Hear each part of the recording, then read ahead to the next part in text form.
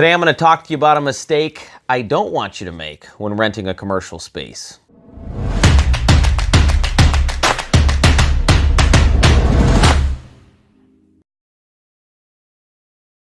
First things first, I'm not a lawyer, nor do I play one on TV.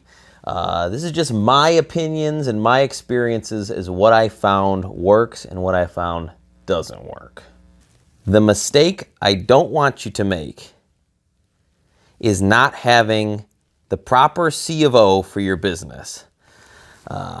Landlords oftentimes will tell you you don't need a C of O. Someone else got one before, so it's not really needed in this case. It's all bullshit. To be honest with you, what a C of O is, first of all, for people that don't know, is a certificate of occupancy, okay? And that just allows you to operate your business in that particular city or jurisdiction. And it's things that have to do with codes and inspections and just making sure that the building is safe for anything that you're trying to do there.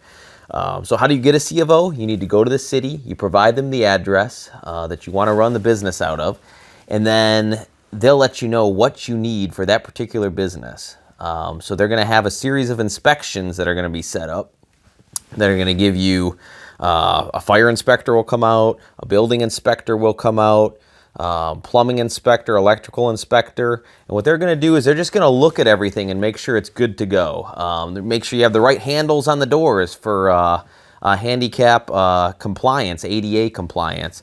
The right light bulbs, that you have light bulbs, that the exit signs work, that the emergency lights work. There are all these different things that come into play. And you're going to have all these inspections set up, and you have to pass each and every one.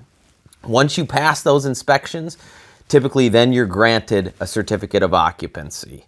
Again, you want to make sure you get that beforehand. Can you get away with it? People have in the past, but one day you might show up to your building, whatever space you're renting, and find out that there's a little tag on the door saying you can no longer conduct business out of that building. You don't want that to happen. So make sure that you have a certificate of occupancy.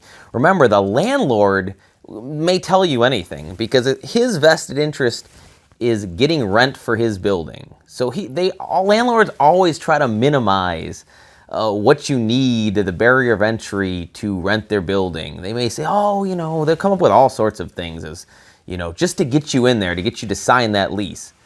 If you do sign the lease beforehand, before going to get a C of O, which you shouldn't do, always tell them, hey, I want to get a C of O first, and then I'll go ahead and sign the lease. But if you do sign the lease ahead of time, whether to hold the building, or whatever the case may be, make sure that there's language in there, a clause or something that says that this lease is only good if, in fact, I'm granted a C of O and my business is granted a certificate of occupancy.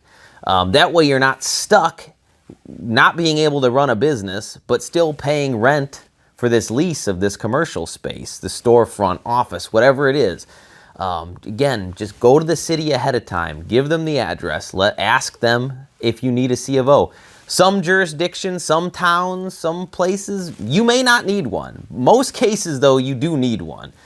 So just check with the city first. Never take the landlord's word for it. So just do those steps. Get your certificate of occupancy. Move into your space. And good luck with your business.